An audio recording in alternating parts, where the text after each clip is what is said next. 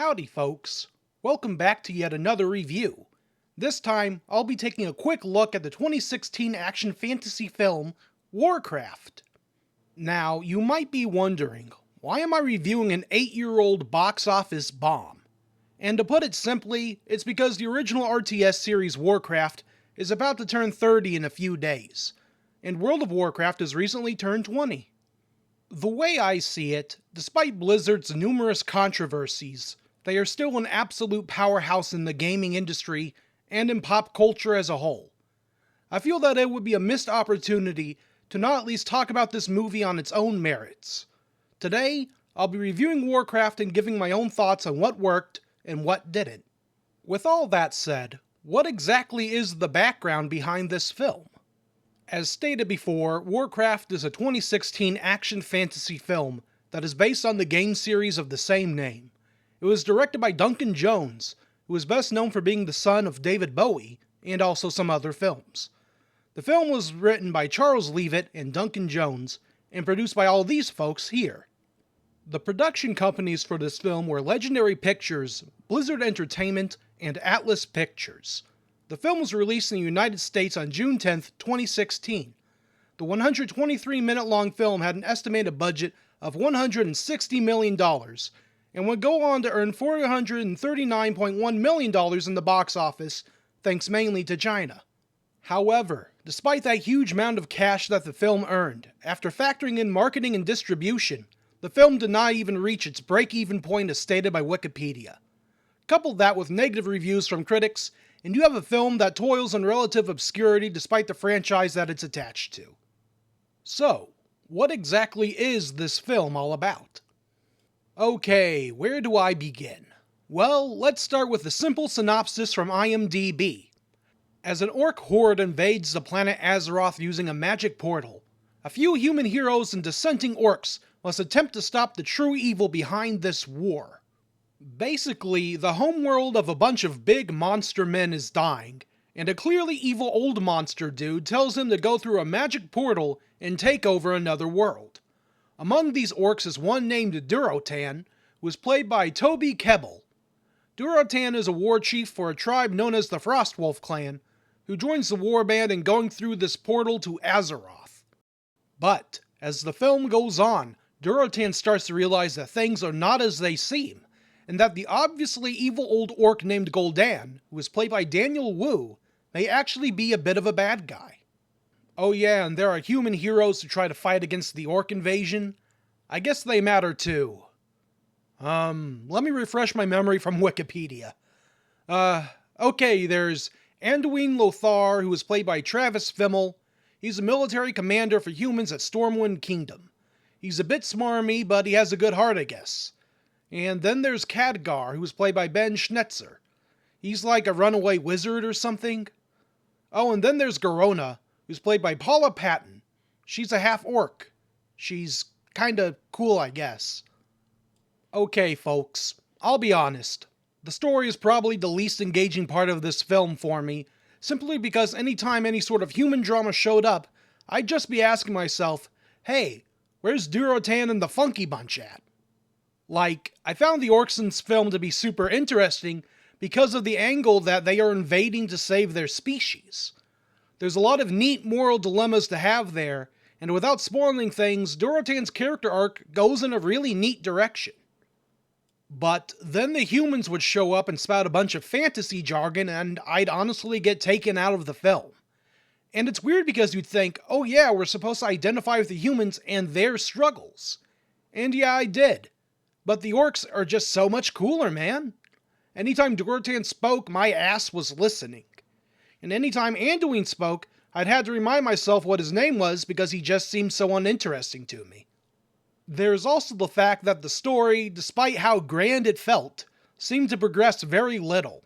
Orcs show up, people fight orcs. Then one orc says maybe this is a bad idea. Then orcs and humans fight some more, and then it just sorta ends. I'll also say that I'm not a huge Warcraft nerd, so I'm sure for many people the story was perhaps more engaging if you are already super familiar with the franchise. But for someone like me, I was mostly just aware of World of Warcraft and not the RTS series Warcraft. Those are two separate beasts in my mind. So, someone let me know in the comments down below. Was this a decent adaptation of Warcraft's story? Because I'd gladly buy a book all about Durotan. Speaking of Durotan, let's talk about some of the other characters, shall we? I feel that Warcraft had way too many characters and character threads moving all at once for a story that felt so single-minded. Like, we have Anduin, and then it turns out his brother-in-law is the King of Stormwind, and Anduin also has an adult son who wants to be a soldier, and then we have Khadgar, who is a wizard trainee who wants to one day become a guardian of Azeroth, but to do that he needs to replace the current guardian Medivh, and also there's the half-orc Garona, who escapes slavery from the evil orcs, and goes through a whole story arc about becoming a good person or whatever and earning her freedom. Or something. And then we have the orc side, with the aforementioned Durotan and his wife Draka, and their child. And also there's other orcs like Ogrim Doomhammer, Blackhand, and Gul'dan, who all have their own things going on.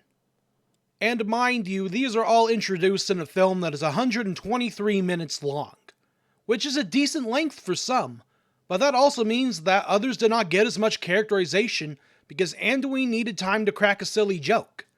I've watched some of the deleted scenes for this film too, and I can tell that if some of them were included, I feel like they would have greatly helped flesh out the characters more. You know what fantasy film had a ton of characters and juggles them all right? The Lord of the Rings! And even then they needed extended editions to really flesh folks out. It's a hard balancing act to have so many folks with different ambitions and storylines. I will commend the film for at least trying to give a character like Blackhand something more to do than just be completely evil. Although this could be my orc bias coming out. I'm starting to think that I might be part of the Horde. Speaking of orcs, let's look at the effects and CGI for a moment. The CGI for this film was done by ILM, and I gotta say they did a great job on the orcs. They have pores all over them, and they have defined muscle definition that seems to move beneath the skin. I think the orcs in Warcraft are some of the most sophisticated creatures I've ever seen in a film. Now mind you, they still have that CGI gleam to them that's hard to get rid of, but they still looked great. And then when you pair them with live-action humans, the illusion starts to fade a bit. Honestly, while watching the movie, I kinda just thought to myself, boy, this would have been better as a completely animated film. And I still stand by that thought. After all, like half the film is just CGI orcs. Why not just go all the way? But then again, if they went full CGI, then that means that Weta Workshop wouldn't have made all those cool suits of armor and weapons for the film, which looked really freaking good. Makes me wish I would have had money for one of their prop auctions. But then again, these suits of armor start to look less good when obvious blue screen use happens. Like, you can just tell. Post-production for the film took around 20 months, and I think most of it was spent on making the orcs look good instead of making the backgrounds seem more believable. Also, everything looks a bit washed out in the color department, although that could just be a problem with digital filmmaking in general. But still, if I had to choose between making the orcs look good or the humans look convincing in front of a blue screen, I'm going with the orcs. I'm sorry, I think I really am biased towards them. Finally, we have the music. For this film, the music was composed by Ramin Djawadi, who is known for composing one of my favorite soundtracks of all time, Pacific Rim. And you know what? He did a great job with this film too. There's this really fun horn and drum song that plays throughout the film that is just an absolute earworm. His music really captures the threat of a horde of interplanetary orcs showing up to wreck stuff. So overall, would I recommend Warcraft? And that depends on whether or not you got 2 hours to kill. It isn't the best film, but it certainly ain't the worst. Honestly, despite my nitpicks, I still had a decent time with it. The story is nothing to write home about, and there are way too many characters and storylines, but the CGI fights are fun and the orcs are pretty cool to look at. For aesthetics alone, I really appreciate the film and what it sets out to do. It felt like there was actual passion put into the movie. We are in a time now where filmmakers are starting to take video game films more seriously, well, besides you, Borderlands.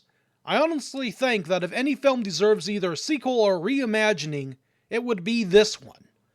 If they decide to do another Warcraft movie, I would recommend going all in on animation. It would allow for much better control on the action and for more stylistic choices. And above all else, I would love more emphasis on the orcs and their struggles.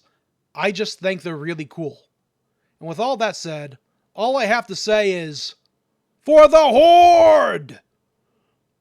Howdy folks. Thank you all so much for watching this video.